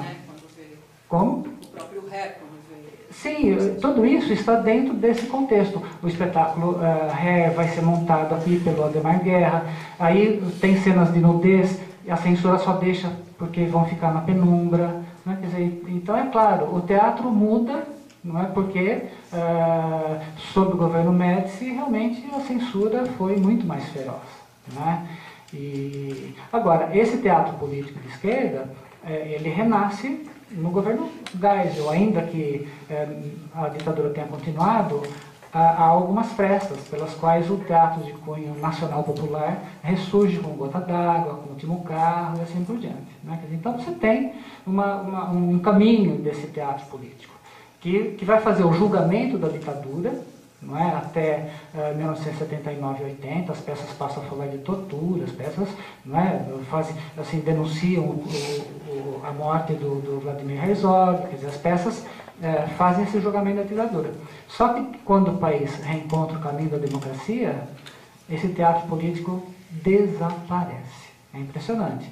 Assim, primeiro porque o Paulo Pontes e o Vianinha morrem muito cedo. E o Guarnieri não encontra mais, digamos assim, como fazer teatro. O Boal está fora do Brasil, está exilado.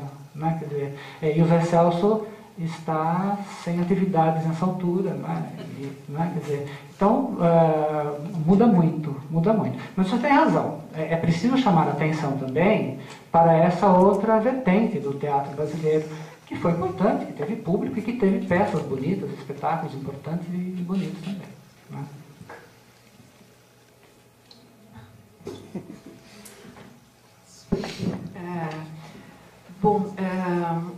Eu queria lembrar o seguinte, você colocou um ponto importantíssimo, mas eu acho que a gente deve lembrar que além do teatro feito nas casas de espetáculo, no circuito teatral propriamente dito, a gente tinha teatro feito na periferia, em centros de militância política e até, pasme, no campus da USP. Se fazia uma greve sem um grupo além de teatro. enfim, além do Teatro Novo, desse episódio do CRUSP. Exatamente. Teatro Novo do CRUSP. Além do Teatro do CRUSP, desse que você mencionou, existe um trabalho de pesquisa que foi publicado sob a forma de um ensaio na revista da DUSP de outubro, estou citando de memória agora, outubro de 2012, inclusive um artigo, a Priscila tem o PDF, pode passar para vocês, chama-se Teatro de Resistência na USP. É uma pesquisa que foi feita por um rapaz que fez mestrado a respeito de teatro jornal e living newspaper, e ele ficou espantado de descobrir o número de diferentes coletivos de teatro, mas não era meia dúzia, eram 20 e tantos. E não só de faculdades, departamentos ou institutos ligados à área de humanas, mas, por exemplo, a área de exatas e de trabalhos que eram feitos ali, encenados no contexto da USP sob o tacão da ditadura e que às vezes nada tinham a ver com uma dramaturgia de expressão tipicamente política, como por exemplo Beckett, ou como por exemplo Ionesco, o Teatro do Absurdo, etc. Eu recomendo bastante esse trabalho, que está publicado, está acessível no link da revista DUSP, mas que nós podemos mandar também para vocês, porque nele estão também os facsímiles de vários cartazes e programas e alguns trechos de depoimentos. E essas pessoas depoentes não eram atores, e nem diretores, e nem profissionais de teatro, eram pessoas que queriam pensar sobre a sua época e sobre as suas questões, e lá estava o teatro para cumprir esse papel. Quer dizer, eu acho que quem pesquisa teatro no contexto brasileiro tem um grande desafio, que é o da pesquisa documental, porque a gente não pode partir do pressuposto de que o teatro é apenas aquilo que a gente vai encontrar publicado, ou mesmo acessível em forma de fontes primárias, nas bibliotecas, etc. Existe muito, muito, muito trabalho de pesquisa para ser documentado. Eu vou falar uma coisa que pode parecer até um pouco surpreendente, mas no âmbito de trabalho da teologia da libertação, muita coisa teatral foi feita com operários, com pessoas que nada tinham a ver com o universo do teatro profissional. Isso é material de pesquisa que está desaparecendo sem ser documentado. né? Quer dizer, eu acho que a realidade do pesquisador de teatro brasileiro, aqui onde a gente está, é de ter que ser arqueólogo, detetive e, em primeiro lugar, antes de conseguir constituir o seu próprio corpus, né?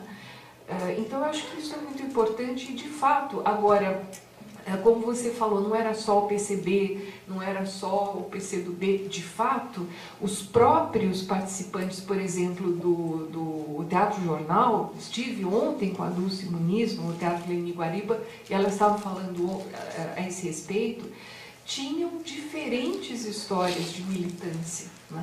Diferentes organizações, Ala Vermelha, ALN, etc, etc.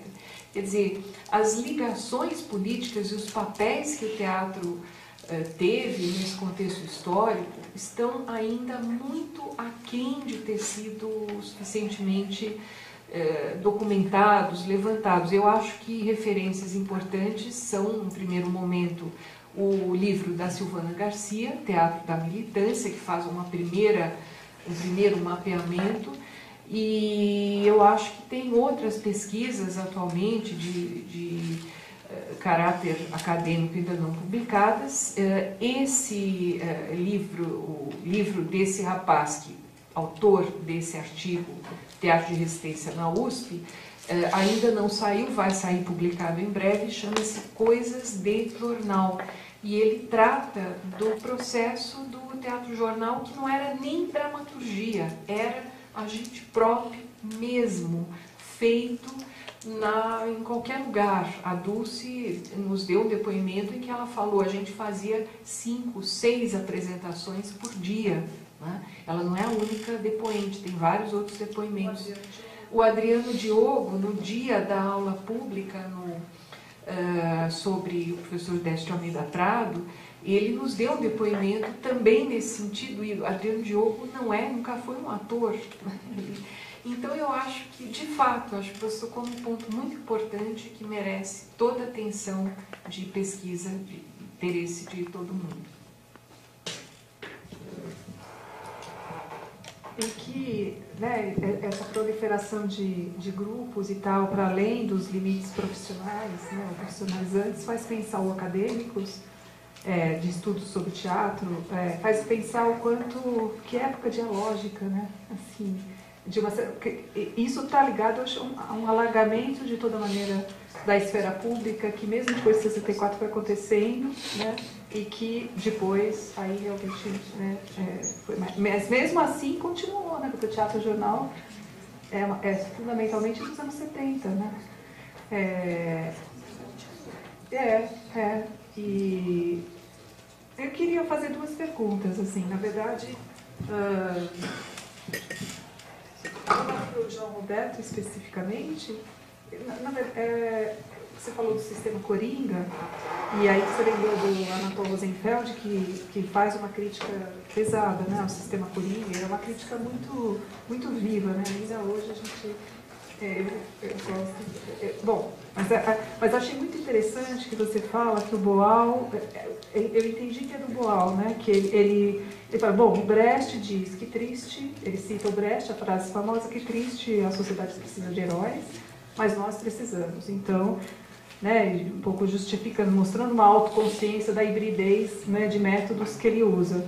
Aí eu pensei nessa hora, né, eu nunca tinha pensado dessa perspectiva, isso não aparece na crítica da Anatol, e se o herói está para o teatro, quer dizer, a necessidade de usar o herói, de alguma maneira, como o populismo está para a sociedade brasileira, quer dizer, a forma de realizar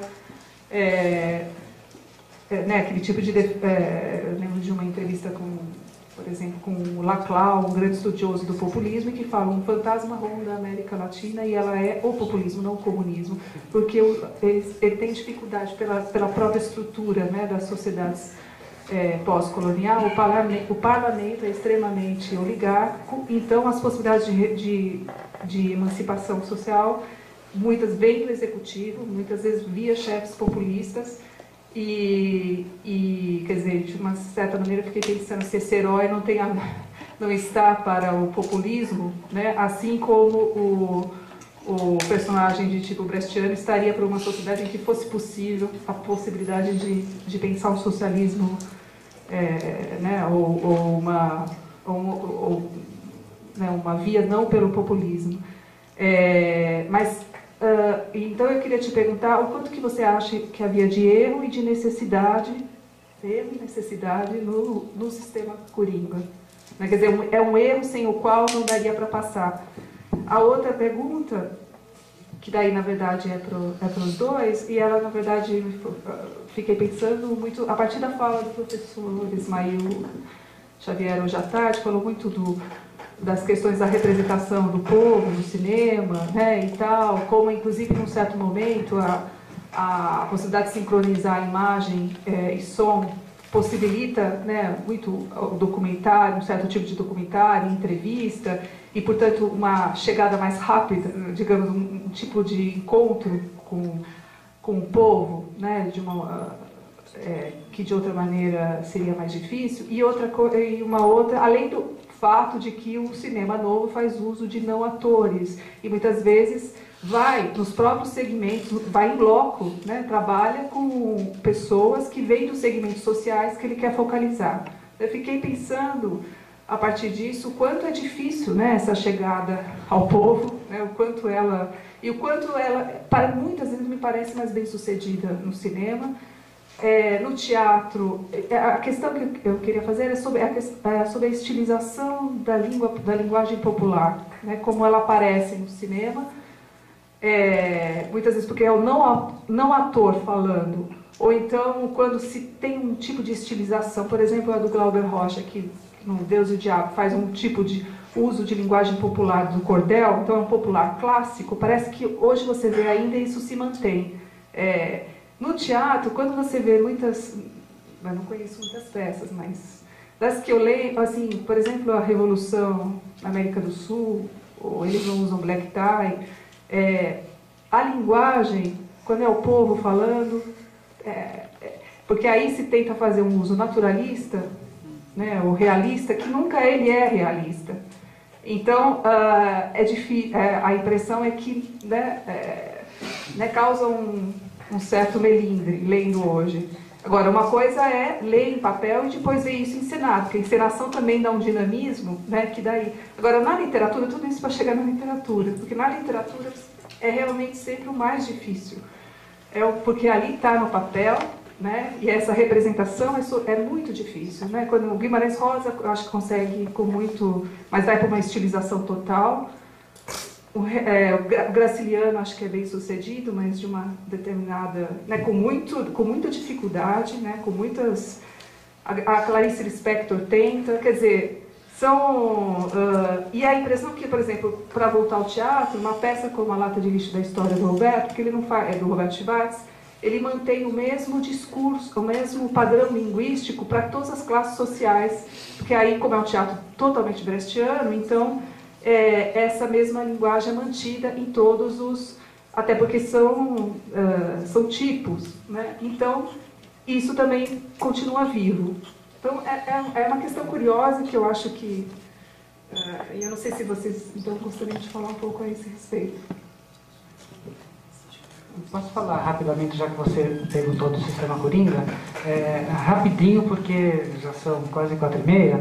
O Rosenfeld, ele faz análise da proposta estética do Boal e ele aponta um problema assim, que ele acha muito sério. Ele diz assim, ou uma peça é dramática ou uma peça é épica.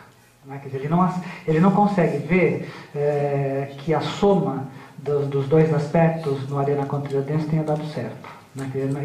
Ele faz assim, toda uma série de considerações críticas para chegar nessa conclusão.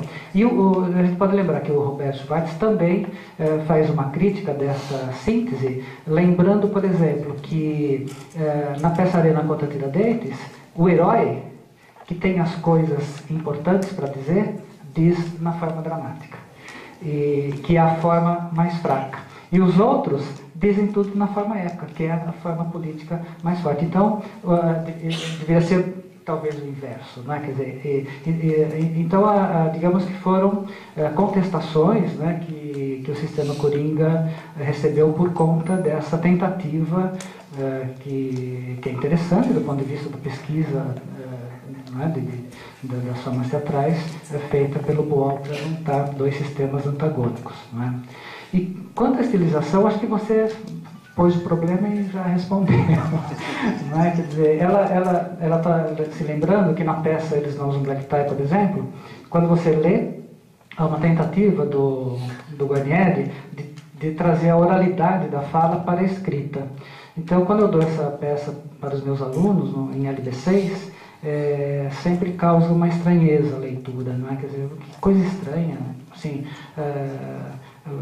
tu não gosta de eu, né? Quer dizer, nem na forma oral a gente encontra isso, né?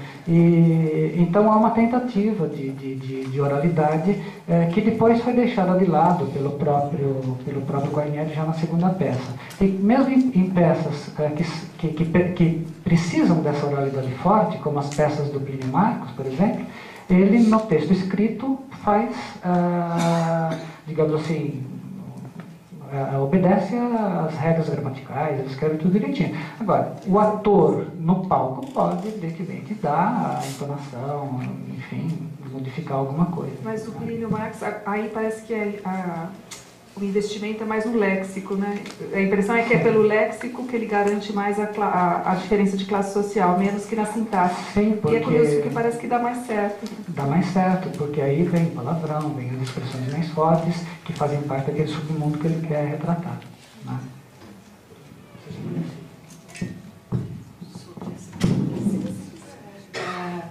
Bom, eu acho o seguinte, a Priscila falou em duas peças extremamente importantes, Eles Não Usam Black Tie e Revolução na América do Sul. Uma é dramática e a outra é épica. Né? Então, nesse sentido, a representação do popular se dá de uma maneira muito diferente. O que pode soar estranho hoje para os padrões nossos de entendimento do que seria uma boa representação do popular, e aí fazendo um parêntese, nós temos sido colonizados por décadas e décadas de televisão, cinema, mídias diversas, etc. Né? Eu acho que é importante a gente olhar para essa linguagem de um ponto de vista historicizado, né? Porque o que estava sendo feito ali era um processo de representação do proletariado. Isso não era habitualmente feito. A geração que precede o Boal, o Guarnieri, o Viana, não delegou a experiência, não passou esse bastão, e eles fizeram isso a partir de um aprendizado que ia se dando na prática. Quer dizer, eu acho que para a gente, do ponto de vista do que isso representou, até esse estranhamento do tu gosta de eu pode ser interessante, né? Porque está aí uma tentativa de descoberta de uma natureza que não vai se resolver só pela via do naturalismo, ou daquilo que vai ser digamos, a expressão coloquial, etc. Eu falo isso um pouco porque, como dou uma disciplina chamada Introdução ao Teatro, e muitas vezes, por exigência da disciplina, alunos vão ao teatro pela primeira vez na vida. E muitas vezes eles vêm me dizer, mas eu achei muito exagerado, os atores falam de um jeito que ninguém fala, e então eu acho que são questões que precisam ser colocadas, e esses diálogos, tanto os estilizados pelo aspecto de classe da representação épica, ou estilizados do ponto de vista de uma representação dramática do operário, elas podem ser interessantes, né? Podem ser muito interessantes, e a gente pode aprender muito. Com a questão do populismo, a Priscila fez uma ligação entre a figura do herói e o populismo. né, se haveria se eu bem entendi, se haveria um elo entre uma coisa e outra.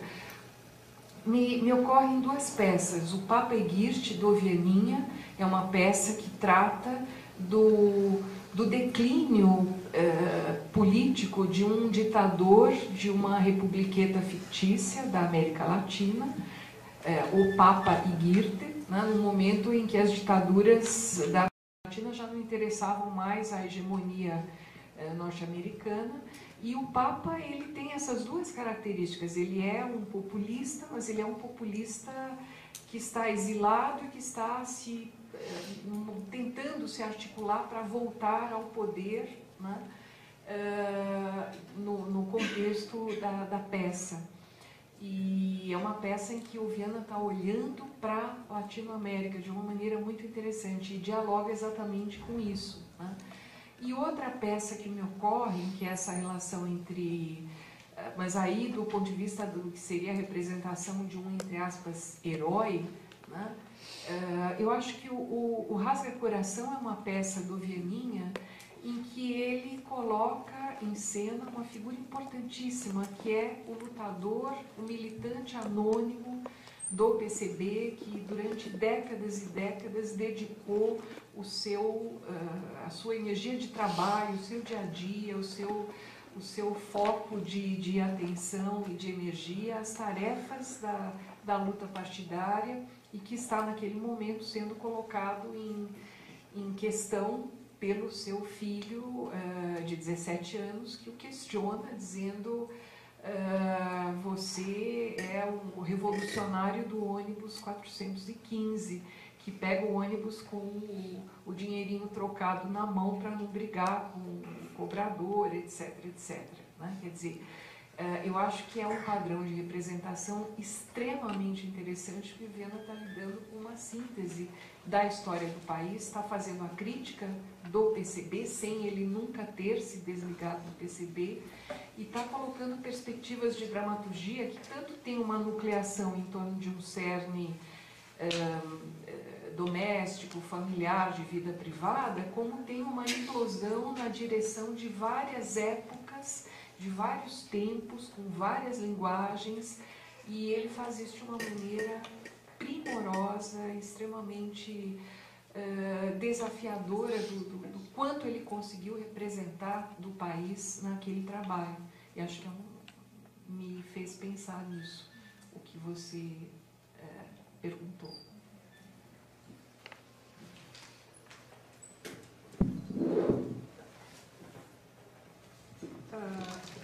Bom, uma última pergunta, caso como a gente começou um pouquinho atrasado, e a mesa seguinte a gente teria uns 5 minutos. Quase uma observação, tá? A respeito de uma observação também da Maria Silva sobre o trabalho do Profitá. Eu acho sobre a questão dos anos 60, 70,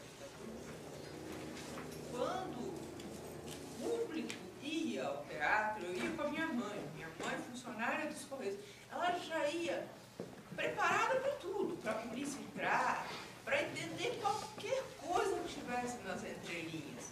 E eu também tentando, né? Mais nova, mas também tentando. E eu acho que essa modificação já aconteceu no público. Então o Grupo Tapa pode ter, de repente, se chocado um pouco com o público um pouco mais, que já não é mais aquele que precisava mesmo estar completamente antenado em tudo que acontecesse, em tudo que tivesse, vamos dizer, e mesmo qualquer que fosse, se a pessoa estava propondo a revolução sexual, se ela estava propondo a revolução do proletariado, qualquer coisa que tivesse sido falado, você aproveitava. Aí você levava para casa e depois você pensava. Né? Porque era muito difícil qualquer tipo de revolução via público, qualquer coisa que modificasse o status quo. Então, de uma certa forma, que eu acho, hoje, vendo o teatro, tudo, e que eu acho que, claro, a gente deve ter perdido muita coisa, com certeza, que precisava passar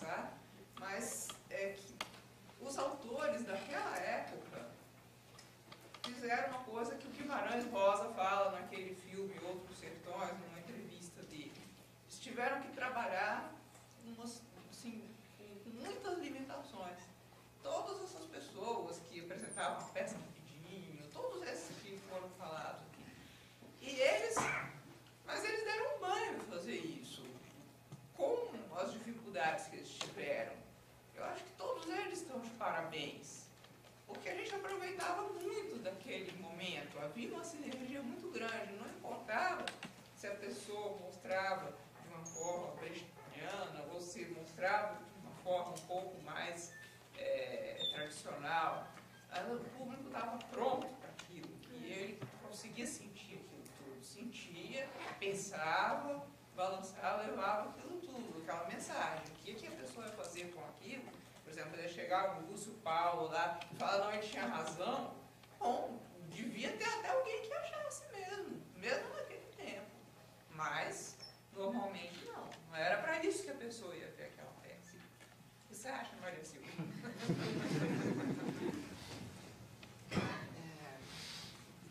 Maria Amélia, eu acho que a questão é que o momento ao qual me referi, da apresentação no contexto pré-estreia, que o Tapa fez no Teatro Paulo Herói, os secundaristas lá assistindo, alguns falaram, não, mas o Lúcio tinha razão, porque ele tinha mesmo que ir à luta, que subir na vida.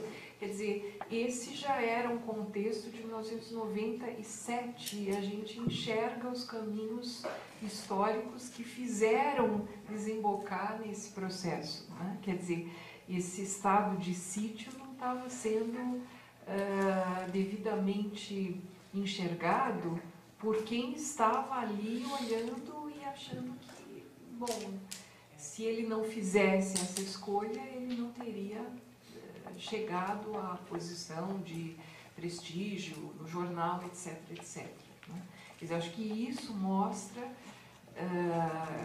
que o contexto de estudo da peça demanda questões que têm um papel muito importante. Né? E as questões não necessariamente estão prontas, elas precisam ser trabalhadas. Né? Aí por quem estuda, por quem leciona, por quem encena, enfim. Não sei se foi isso que você perguntou.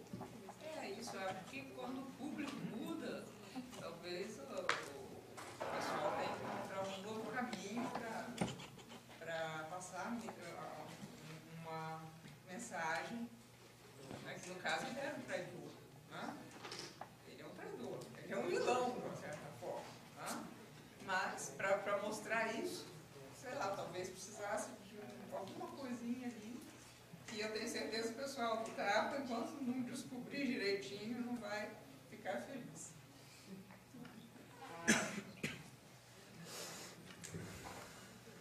Bom, gente, então, agora, concluindo, agradeço mais uma vez aos professores aqui, né, pela disposição para o debate no meio da greve, no fim da greve, e enfim, pelas belas exposições que deram, e agradeço vocês também, e convido-os para a próxima mesa sobre poesia, né, no mesmo período. Obrigada.